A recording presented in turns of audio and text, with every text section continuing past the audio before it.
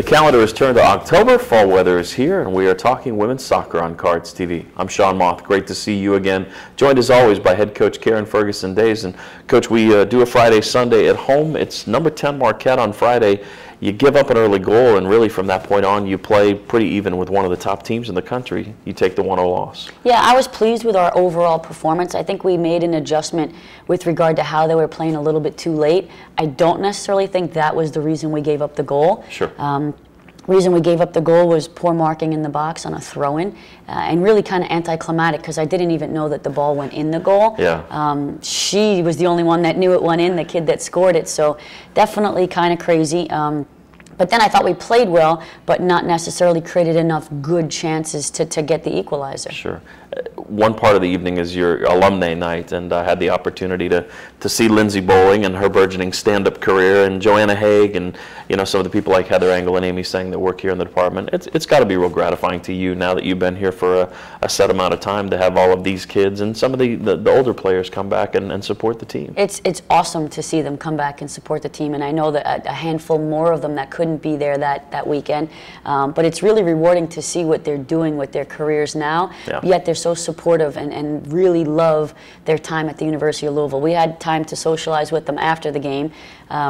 It's never easy to socialize after a loss, but certainly it's a very important piece of our program is to stay connected to our alumni. So that was nice to see many of them after the game as well. And then just seeing them interact and kind of the social media allows you to follow it. They're still all very close-knit, so it's definitely a plus for this program. You move on to Sunday. We talked last week about desiring a change maybe from the Friday, Sunday, so fatigue is a factor. You had a break in that Cincinnati forced them to play 110 minutes. Did USF to a deadlock, but they come to your place. Boy, they kind of shock you early. You guys respond very well, and then you carry it into overtime and get an exciting winner from Christine Exeter. I mean, it was an entertaining game. It was. Maybe a little bit too entertaining for my heart, for sure, but I thought we were great up until we gave up the goal, and in all honesty, that was the first time they crossed the mid-stripe, the first time they had possession, and all due respect, that was a big-time goal that that kid scored, but the response that we've had and we've continually have when we've given up a goal is exactly what allowed us to get it. I think it was 2.5 minutes later, Angelica scores a great goal. Christine notices that the keeper takes a long touch and presses her. It causes her to fumble the ball a little bit, gets spit out to Ange, and keeper's off her line and a little bit bobbled.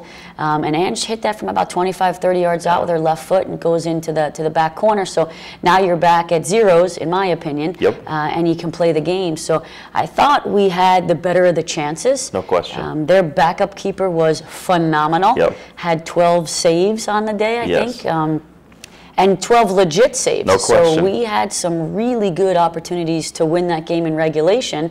But to their goalkeeper's credit, she kept us off the scoreboard until the first overtime. We had the wind. We were pressing them. I think it was our third or fourth shot on goal to that point. Fantastic corner by Devin Ciotti, and even a better finish by Christine Exeter. And it's a situation where some of those early matches against Central Michigan where you played well enough to win but couldn't finish, it had to be really gratifying, especially at home where you've kind of struggled to get that finish and get the victory. Yeah, no question. That's kind of been a little bit of our Achilles heel right now. We're getting great chances but not really finishing.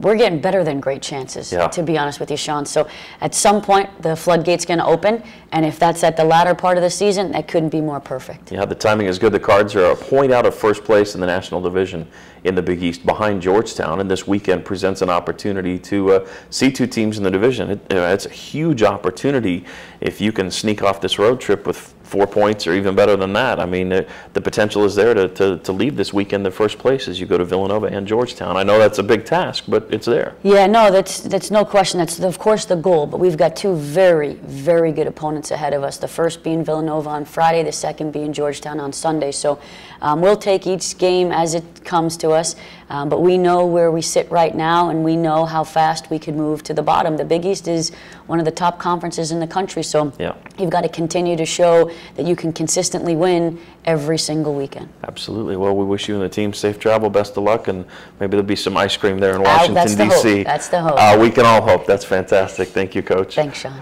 For Karen Ferguson-Dayes, I'm Sean Moth. We'll talk next week, see how the team did on the road right here on Cards TV.